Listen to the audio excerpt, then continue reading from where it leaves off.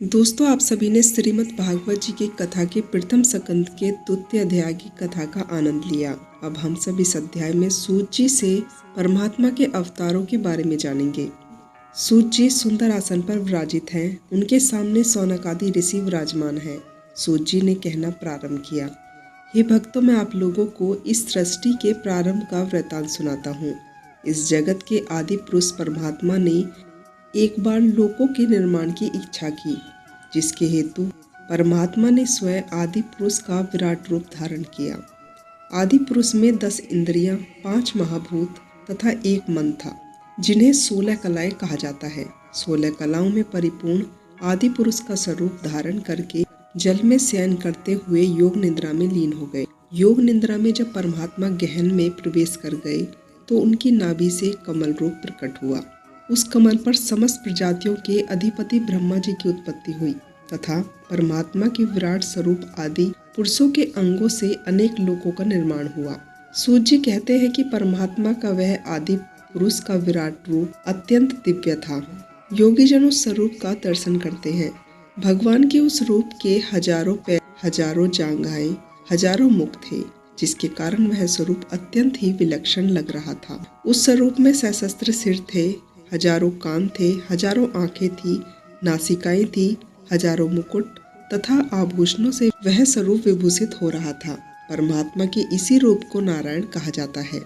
इसके आगे परमात्मा के अवतारों का वर्णन इस प्रकार से है।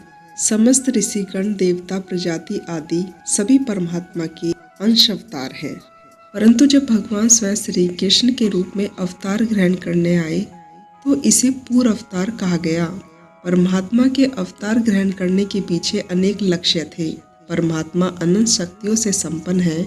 उनकी समझ, क्षमता और व्यापकता को सिर्फ परमात्मा के भक्त ही जान सकते हैं, जो परमात्मा को समर्पित हैं और निरंतर उनके चिंतन में लीन रहते हैं। सूत जी पुनः बोलते हैं कि भक्तगणों, आप सभी बहुत ही भाग्यशाली हैं और धन्य है कि माया से परिपूर्ण जगत में, बाधाओं से भरे संसार में भी आप सभी परमात्मा श्री कृष्ण के प्रति भक्त प्रेम और समर्पण भाव से परिपूर्ण हैं। आप सभी पर परमात्मा की कृपा है। आप सभी बार बार जन्म और मरण के इस चक्र से मुक्त हैं। सूत जी ने यहाँ यह रहस्यमयी बात कही है कि परमात्मा पर प्रेम होना परमात्मा की कृपा पर ही संभव है तथा जिसकी सच्ची श्रद्धा और समर्पण परमात्मा श्री कृष्ण के प्रति होती है, वह इस भौतिक जगत के प्रपंचों से स्वार्थ मुक्त रहता है। सूत जी कह रहे हैं कि हे ऋषियों, कि जब भगवान श्री कृष्ण पृथ्वी से प्रस्थान कर रहे थे तो भगवान ज्ञान तथा धर्म को अपने साथ ही स्वधाम ले गए। इसके बाद इस कलयुग के आगमन से इस पृथ्वी पर मनुष्य अज्ञानी अंधकार अंधेरे में गुम हो गया, अर्थात उसकी दृष्टि खो गई। सूत जी कह रहे हैं कि जब से भगवान श्री कृष्ण इस पृथ्वी से स्वधाम चले गए हैं तो इस धरा से धर्म और ज्ञान उनके साथ ही चला गया और उसके बाद से ही मनुष्य माया के मोह में ग्रसित लोभ, मोह और वासनाओं से पीड़ित है। परंतु व्यास जी द्वारा रचित श्रीमद् भागवत जी उन सभी को भौतिक जगत से मुक्ति प्रदान कराने का सबसे सफल और सरल साधन है। यह मनुष्य के मोह रूपी अंधकार को समाप्त करने के लिए सूर्य के समान है। श्रीमद् भागवत जी। सूत जी ने कहा कि परमात्मा के इसी स्वरूप ने सर्वप्रथम सनक नंदन सनातन और सनत कुमार के रूप में ब्राह्मण के रूप में अवतार धारण किया और परम तप तथा ब्रह्मचर्य का व्रत पालन किया। दूसरा अवतार महात्मा ने लिया शुक्र का। वह अवतार परमात्मा ने संसार के कल्याण के लिए, जिसमें शुक्र का रूप ग्रहण कर उन्होंने रसतल में गई पृथ्वी को निकाला। तीसरा अवतार उन्होंने लिया नारद जी के स्वरूप में और एक भक्त तथा परम वैरागी की लीला किया। चौथे अवतार में परमात्मा ने राजा धर्म की पत्नी मूर्ति के जुड़वा पुत्र नर और नारायण के रूप में अवतार लिया। पांचवा अवतार संख्य के उपदेशक कपिल मुनि के रूप में लिया और दोस्तों, छठा अवतार उन्होंने अनुसुईया के वर को पूर्ण करने के लिए अत्रि के पुत्र दत्ताशय के रूप में लिया।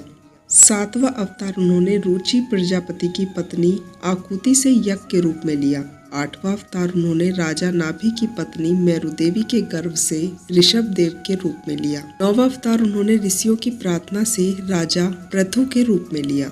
10वां अवतार मत्स्य के रूप में लिया तथा वैवस्वत मुनि की रक्षा की। 11वां अवतार देवदानव द्वारा किए जाने वाले समुद्र मंथन के समय कच्छप के रूप में लिया तथा मंदरांचल पर्वत को अपनी पीठ पर धारण किया। 12वां अवतार धन्वंतरी के रूप में समुद्र मंथन से अमृत कलश लेकर हुआ। 13वां अवतार समुद्र मंथन के समय मोहिनी रूप में लिया और दैत्यों को अपने रूप से मोहित कर देवताओं को अमृत पिलाया। 14वां अवतार नरसिंह रूप में लिया और अत्यंत बलशाली दैत्यराज हिरण्यकश्यपु की छाती अपने नाखूनों से फाड़कर उसका वध किया। 15वां अवतार वामन रूप में लिया और दैत्यराज बलि के यज्ञ में गए। उन्हें चाहिए थी त्रिलोक, परंतु उन्होंने मांगी 3 पग भूमि। 16वां अवतार परशुराम के रूप में लिया गया और पतित हो श्रेणियों का 21 बार संहार किया। 17वां अवतार उन्होंने व्यासदेव के रूप में सरस्वती तथा पराशर के पुत्र हुए। 18वां अवतार पृथ्वी के दुख हरने के लिए प्रभु राम के रूप में लिया। 19वां तथा 20वें अवतार में उन्होंने कृष्ण और बलराम के रूप में लिया। 20वां अवतार उन्होंने बुद्ध के रूप में लिया। सूत जी कहते हैं कि जब कलयुग का अंत निकट होगा तब राज करने वाला राजा भी चोर हो जाएगा। उस काल में जगत के रक्षक भगवान विष्णु यश नामक ब्राह्मण के घर कल्कि के रूप में अवतार लेंगे। अब हम बात करते हैं भगवान के अवतारों के रहस्य के बारे में। परमात्मा ने जो अवतार लिए उनके पीछे क्या तत्व ज्ञान है। दोस्तों, परमात्मा का पहला अवतार है सनत कुमारों का। ये ब्रह्मा जी के मानस पुत्र कहे जाते हैं। सनत कुमार आदि ब्रह्मचर्य के प्रतीक हैं। मनुष्य के लिए धर्म में पहली सीढ़ी होती है ब्रह्मचर्य, जिसके द्वारा मनुष्य मन, बुद्धि, चित्त और अहंकार को शुद्ध कर सकता है। ब्रह्मचर्य के द्वारा मन स्थिर रहता है तथा अंतकरण शुद्ध होता है। दूसरा अवतार है वराह अवतार। शुक्र का इस अवतार को ग्रहण कर परमात्मा ने शुक्र रूप में अवतार लेकर दैत्यों के द्वारा छिपाई गई पृथ्वी को गंदे और विषैले रसातल से ऊपर उठाया। वराह अवतार संतुष्टि का प्रतीक है। दैत्यों ने लोभ वंश पृथ्वी को धरातल के नीचे विषैले गंदे जल में नीचे डुबो दिया था। परमात्मा ने वराह अवतार ग्रहण कर लोभ को संतुष्टि से परास्त किया और भक्तों को संदेश दिया कि प्रबंध वंश जो स्थितियां हैं उन्हें स्वीकार करें और संतोष करें। तीसरा अवतार है नारद का।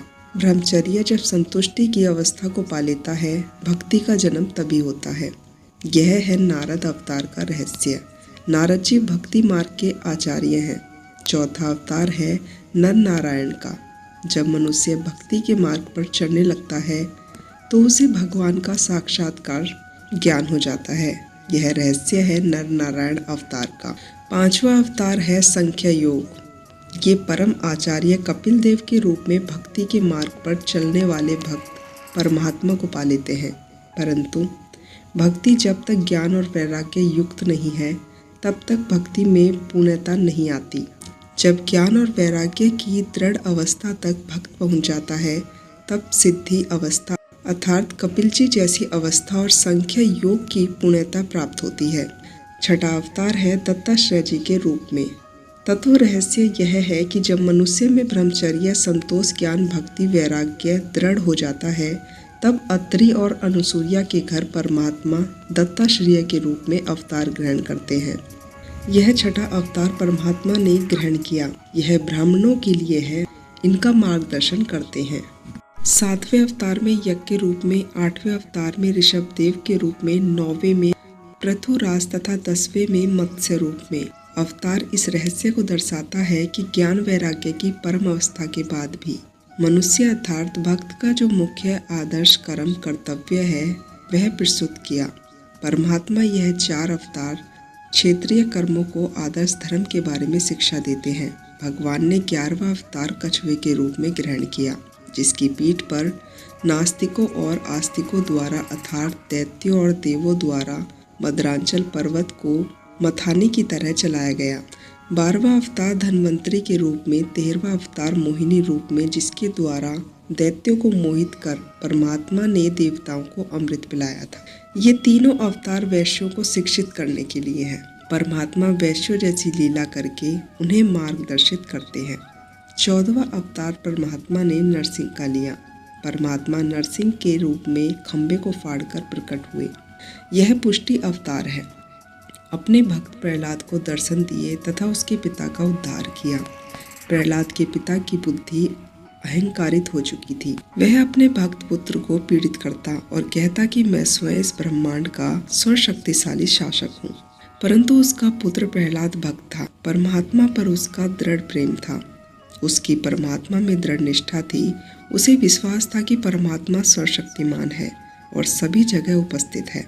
उसने अपने पुत्र प्रहलाद को पीड़ित करने के उद्देश्य से प्रश्न किया कि क्या तुम्हारा भगवान इस खंबे में है? तो प्रहलाद ने दृढ़ता से कहा, हाँ, परमात्मा सर्वव्यापक है और इस खंबे में भी है। और परमात्मा नरसिंह के रूप में रौद्र रूप में प्रकट हुए।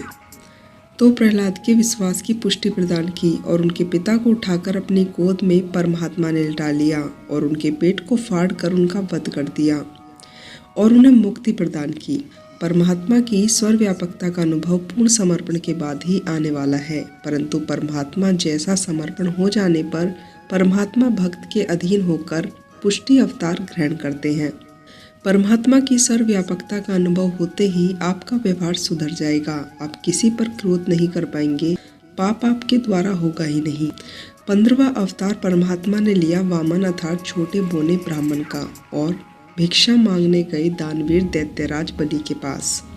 परमात्मा ने बलि से 3 पग भूमि मांगी। बलि ने दान देने का दृढ़ किया तो बलि के गुरु शंकराचार्य ने बलि को मना कर दिया कि ये वामन रूप में स्वयं परमात्मा है। परंतु बलि ने कहा कि जब स्वयं नारायण मुझसे कुछ मांगने आए हैं तो मैं उन्हें संतुष्ट अवश्य करूंगा। और राजा बलि ने 3 पग भूमि देने का संकल्प किया और उन्हें 3 पग भूमि दे दी। राजा बलि ने वामन देव से कहा कि आप 3 पग भूमि माप लें, जहां आपकी इच्छा हो भूमि ले लें। वामन देव ने 3 पग भूमि मापी। कहते हैं कि 2 पग में परमात्मा ने राजा बलि के राज्य को माप लिया, तीसरा पग बाकी था। राजा बलि ने परमात्मा से कहा कि तीसरा पग कहाँ रखूं? बलि ने हाथ जोड़कर परमात्मा से कहा कि यह तीसरा पैर आप मेरे ऊपर रख लीजिए। और बलि ने भगवान को स्वयं अपने आप को समर्पित कर दिया। परमात्मा ने राजा बलि को ग्रहण कर लिया और उसे अपने लोक सूतल का राजा बना दिया और स्वयं भगवान उनके चौकीदार बन गए। इस अवतार का मुख्य तत्व रहस्य यह है, मनुष्य जब पूर्ण समर्पित भाव से परमात्मा को समर्पित हो जाते हैं तो परमात्मा उनका योग और स्वयं वहन करते हैं। 16वां अवतार है परमात्मा का अवेशा अवतार। 17वां अवतार व्यासदेव के रूप में है। यह अवतार आचार्य रूप में है, जिसके द्वारा अनेक वेद पुराण आदि की रचना की गई है तथा भागवत का प्रचार किया गया। 18वां अवतार मर्यादा पुरुषोत्तम राम के रूप में लिया। धरती की पीड़ा का हरण किया और अहंकार का नाश।